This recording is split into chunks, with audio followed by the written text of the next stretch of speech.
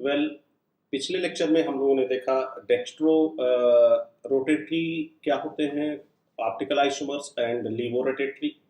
तो जिसमें हमने एक एग्जांपल लिया था A and A dash. A which is dextro rotatory means which rotates the plane polarized light clockwise with respect to the observer, and levo isomer, it rotates the vibration plane of plane polarized light counterclockwise with respect to the observer. सो इससे related बच्चों कुछ technical terms हैं, तो उसको भी हम लोग एक एक करके यहाँ पे डिस्कस कर लें। सपोज करिए कि आपने 50 मोल परसेंट आपने ए लिया और 50 मोल परसेंट आपने बी ले लिया। तो 50 not be, A dash, right, A dash, इसको आप लोग कह सकते हो कि और इक्विमोलर मिक्सचर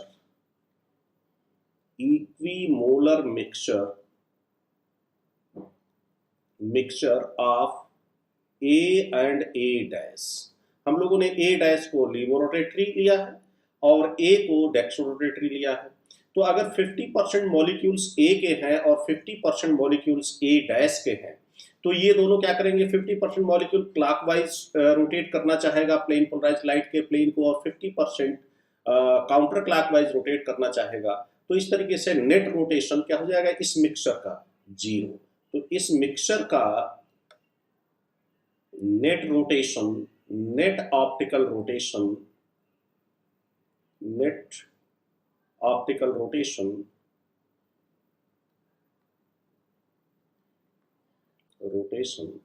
ये हो जाएगा 0। तो बच्चों ऐसे मिक्सचर को जिनका नेट ऑप्टिकल रोटेशन 0 हो जाता है through the equimolar mixing of dextro and laevo isomers, ऐसे मिक्सचर को, क्योंकि और भी सिचुएशन हो सकती है जब नेट ऑप्टिकल रोटेशन 0 हो जाए, लेकिन हर सिचुएशन में आप इसको रेसिमिक मिक्सचर नहीं कहेंगे। सिर्फ उस सिचुएशन में आप इसको रेसिमिक मिक्सचर कहेंगे जब 50% mole percent dextro and 50 mole percent laevo isomers मिलकर के नेट ऑप्टिकल रोटेशन क्या कर रहे हैं, 0 कर रहे हैं। ठीक है बच्चों, तो ऐसे मिक्सचर को हम लोग क्या कहेंगे, such mixtures are known as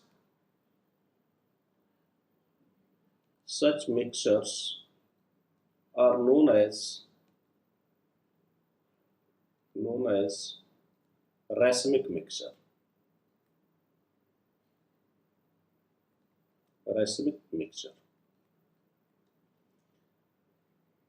तो इसमें रेसिमिक मिक्सचर में 50% एक आइसोमर और 50% दूसरा आइसोमर, तो दोनों कैसे ऑप्टिकल रोटेशन को 0 कर रहे हैं।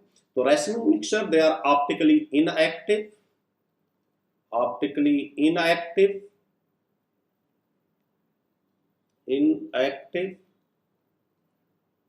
थ्रू एक्सटर्नल कंपनसेशन, मींस दोनों मॉलिक्यूल एक दूसरे के रोटेशन को एक्सटर्नली कंपनसेट कर रहे हैं।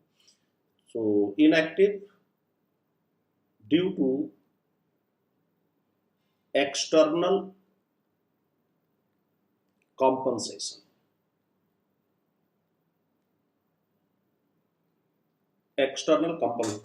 of what? Compensation of optical rotation. So 50 mole percent of A means 50 mole percent हमने ले लिया D का, and 50% mole percent of A dash का मतलब हमने इसको ले लिया L। तो ऐसे मिक्सचर को हम लोग क्या कहेंगे, racemic mixture. So basically racemic mixture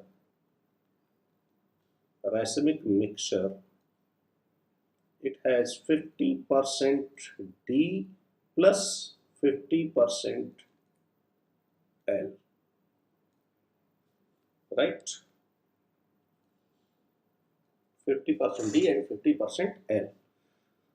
okay अच्छा, अब एक क्वेश्चन और हम लोगों के दिमाग में आता है कि क्या हमें अगर कोई इस तरीके से मिक्सचर दे दिया जाए तो क्या हम लोग इसको अलग कर सकते हैं।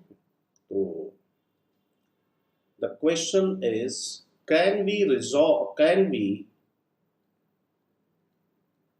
We separate D and L isomers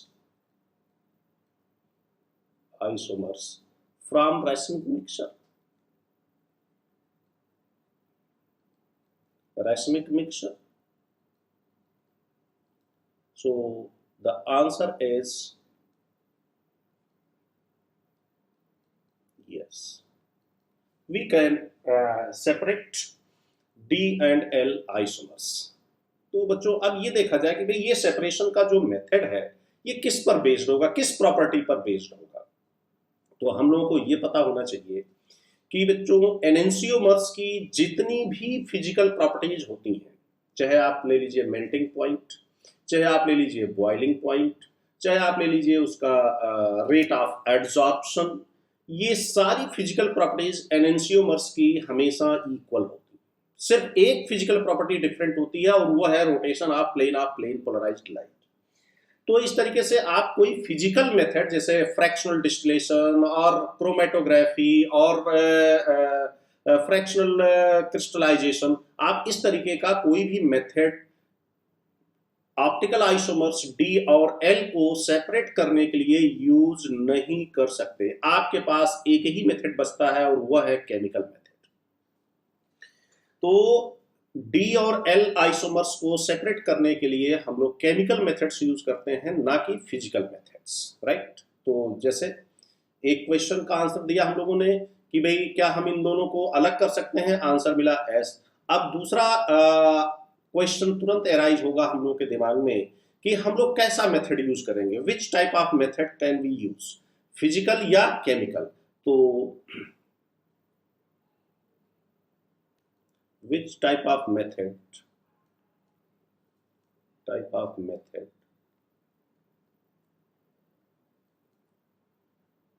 we can use for separation, right। तो आंसर मिलेगा हम लोगों को इसका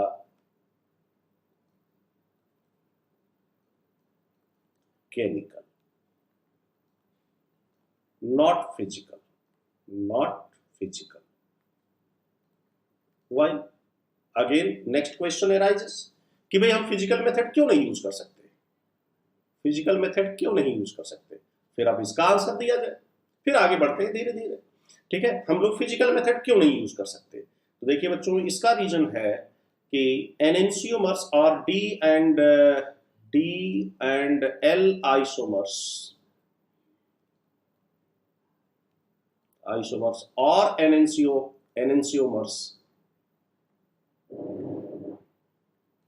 enantiomers have same physical properties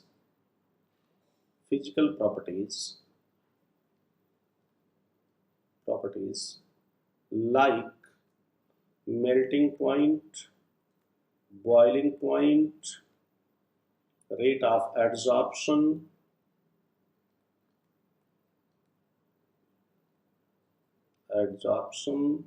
etc.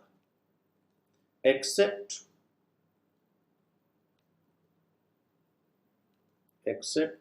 rotation of plane polarized light, polarized light.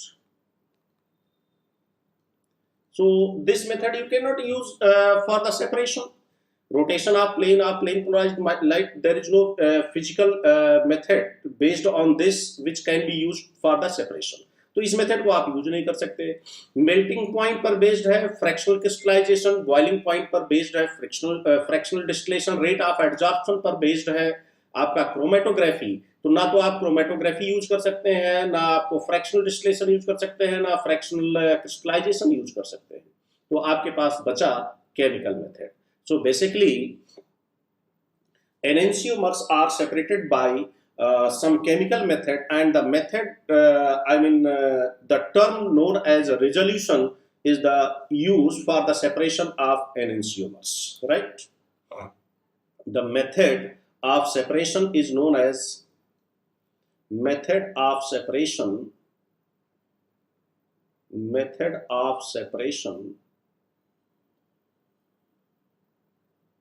separation of enantiomers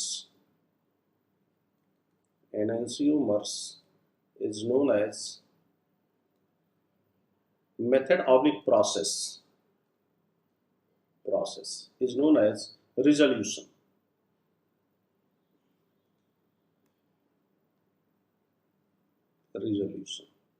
Right? So the method which is used to separate this is known as resolution, right? So at the end I will discuss this resolution, that how a chemical method used to separate the D and L isomers, right? As a separate topic I will take up this. Now come to the another part here, that is theta. So let's talk about this theta. Theta is a variable here known as angle of rotation. So now see, angle of rotation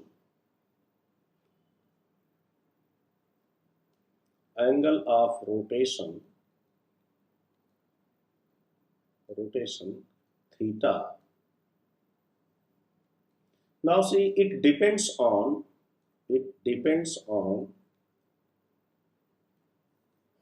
the following,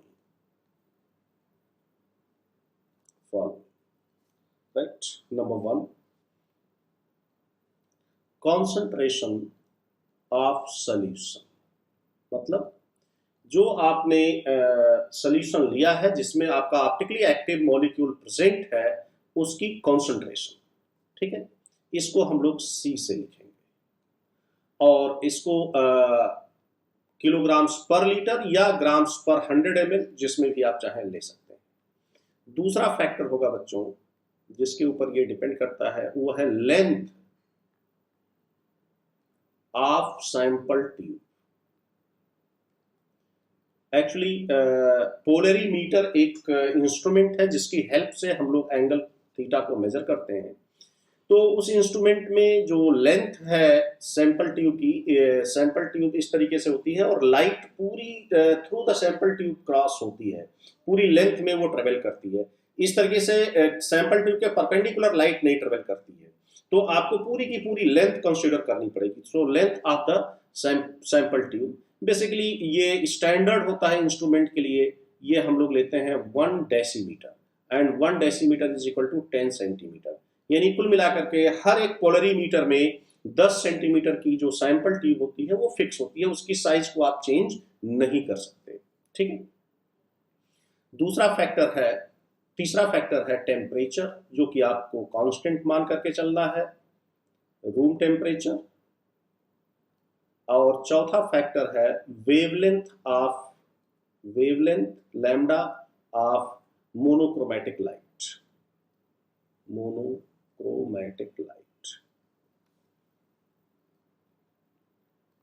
ठीक है, यानी इसमें sodium lamp basically हम लोग use करते हैं, ठीक है? तो मोनोक्रोमैटिक लाइट उसकी वेवलेंथ, अगर आप वेवलेंथ चेंज करोगे तब भी एंगल चेंज हो जाएगा, ठीक है? अब देखिए क्या डिपेंडेंसी होती है इनकी। तो theta is directly proportional to L and C। Means अगर आप कंसंट्रेशन बढ़ाओगे, बड़ी सिंपल सी बात है भाई, जहां पे मॉलिक्यूल के नंबर पे डिपेंड कर रहा है कि हर मॉलिक्यूल रोटेट कर रहा है, तो अगर आप नंबर ऑफ मॉलिक्यूल्स बढ़ाओगे तो एंगल क्या होगा, बढ़ेगा। और length of the sample tube जितनी लेंथ जैसे जैसे आप बढ़ाओगे वैसे भी थीटा की वैल्यू बढ़ेगी। अब यहाँ पर प्रोपोर्शनलिटी कांस्टेंट एक हम लोग लेते हैं, तो theta is equal to alpha T and lambda, मतलब temperature constant, lambda constant, L and C, length of the sample tube and concentration. This is equation 2।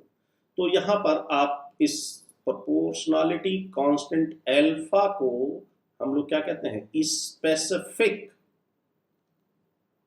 Rotation. तो आप सभी लोग साइंस के बच्चे हो, आप सबको पता है स्पेसिफिक की मीनिंग क्या होती है। स्पेसिफिक का मतलब ये फिक्स हो गई वैल्यू, अब ये वैल्यू चेंज नहीं होगी। हम लोग क्या करेंगे, एल और सी, टी और लैम्डा तो पहले ही फिक्स कर चुके हैं, एल और सी को इस तरीके से चेंज करेंगे, इस तरीके से फिक्स करेंगे कि इसकी वैल्यू, यानी एल और सी गिवन एक्सपेरिमेंट या गिवन इंस्ट्रूमेंट के लिए, गिवन इंस्ट्रूमेंट के लिए तो एल कांस्टेंट है और सी आपके पास है, तो सी को भी हम लोग फिक्स कर देंगे। तो जो एंगल ऑफ रोटेशन है वो थीटा, वो अल्फा के बराबर हो जाएगा और अल्फा फिर स्पेसिफिक रोटेशन होगा। और ध्यान रखना बच्चों, किन्हीं भी दो अलग मॉलिक्यूल्स का अल्फा सेम नहीं हो सकता, ये पर्टिकुलर है और इसने बहुत सारे नए मॉलिक्यूल्स की डिस्कवरी में भी काफी हेल्प किया है। ठीक है, आज हम लोगों के पास बहुत सारा डेटाबेस अल्फा के टर्म में उपलब्ध है। आपने कोई नया मॉलिक्यूल ढूंढा या कोई मॉलिक्यूल आप ढूंढा आपने और आपको लगता है कि ये नया मॉलिक्यूल है, ऑप्टिकली एक्टिव है, नया मॉलिक्यूल है, आप उसके प्योर फॉर्म में ला करके उसको, उसका अल्फा मेजर करिए, डेटाबेस में डालिए। आपको अगर वैसा angle of rotation, specific rotation नहीं मिलता है तो इसका मतलब आप मान सकते हैं कि आपका मॉलिक्यूल क्या है, नया है। और अगर ऐसा मिल जाता है तो आप उससे कंपेयर कर लीजिए, आपका वही मॉलिक्यूल होगा यहाँ पे। तो अल्फा इज स्पेसिफिक रोटेशन कब, जब हमारे पास टी और लैम्डा तो कांस्टेंट हो, L is equal to 1 decimetre हो एंड सी जो है वो 1 किलोग्राम पर लीटर हो, या और C is equal to 1 gram in 100 ml। दोनों सिचुएशन में आपको ठीक मिलेगा। ये, इसको स्पेसिफिक रोटेशन कहा जाएगा, फार्मूलों में थोड़ा थोड़ा चेंज आ जाएगा। तो alpha is equal to alpha T and lambda is equal to theta by L into C. ये है बच्चों स्पेसिफिक रोटेशन को कैलकुलेट करने का फार्मूला। यहाँ पर L 1 डेसीमीटर यानी 10 सेंटीमीटर और C जो है ये 1 किलोग्राम्स पर लीटर हमने लिया है।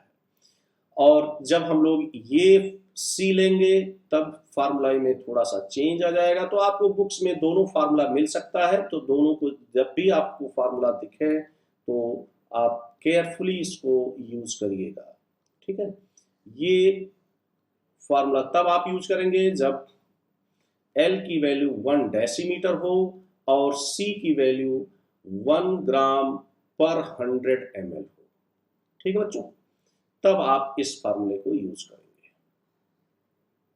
दोनों कंडीशंस में अल्फा को हम लोग क्या कहेंगे, स्पेसिफिक रोटेशन। ओके, तो इस तरीके से आप क्या कर सकते हैं, अल्फा को डिटरमाइन कर सकते हैं। और no two isomers or two different isomers have same value of alpha. Same value of alpha. Alpha is specific for given isomers. अब हम लोग बात करते हैं एनेंशियोमर की। अगर किसी भी कंपाउंड का एनेंशियोमर हम लोग ले लें, राइट, तो alpha of dextroform is equal to the alpha of laevoform. मतलब एंगल ऑफ रोटेशन, जितने एंगल से वो क्लॉकवाइज रोटेट करेगा, सेम एंगल से वो काउंटर क्लॉकवाइज रोटेट करेगा, सिर्फ फर्क ये होगा मैग्नीट्यूड दोनों का सेम होगा और साइन ऑपोजिट होगा, डेक्स्ट्रो पॉजिटिव, लीवो नेगेटिव। तो इस तरीके से, यानी अगर हम लोग मान लें कि डेक्स्ट्रो आइसोमर के लिए अगर हम लोग एज्यूम करें, let alpha for D isomer, alpha for D isomer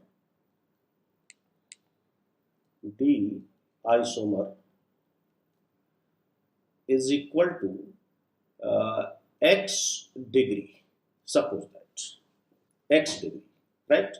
So alpha for L isomer is equal to what, minus x degree। यानी दोनों का मैग्नीट्यूड सेम होगा लेकिन साइन क्या हो जाएगा, अपोजिट हो जाएगा। और क्या प्रॉपर्टीज आप देख सकते हैं, let the melting point of D isomer is equal to, let it be T Kelvin. Suppose that T Kelvin. So what is the melting point of L isomer? Melting point of L isomer,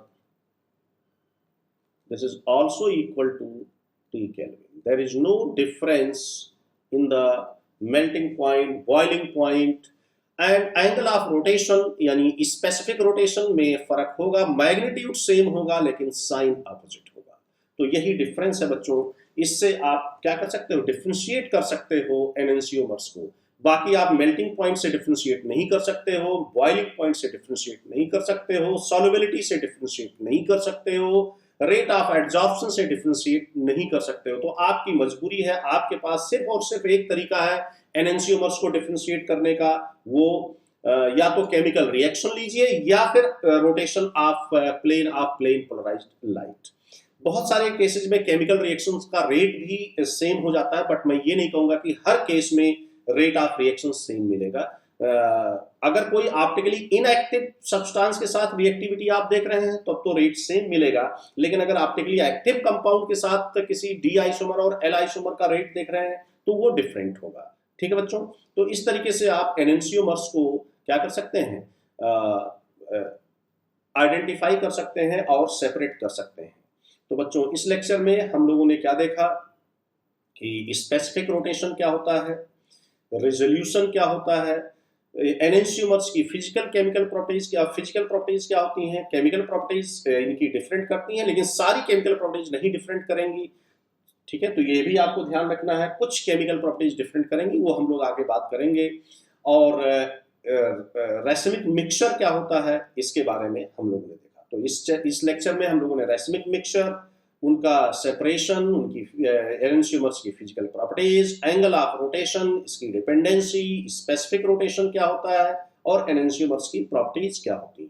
तो इस तरीके से ये हम लोगों ने देख लिया। अब अगले टर्न पर मैं आपको बताऊंगा एनएनसियोमेरिक एक्सेस के बारे में और उससे रिलेटेड कुछ क्वेश्चंस।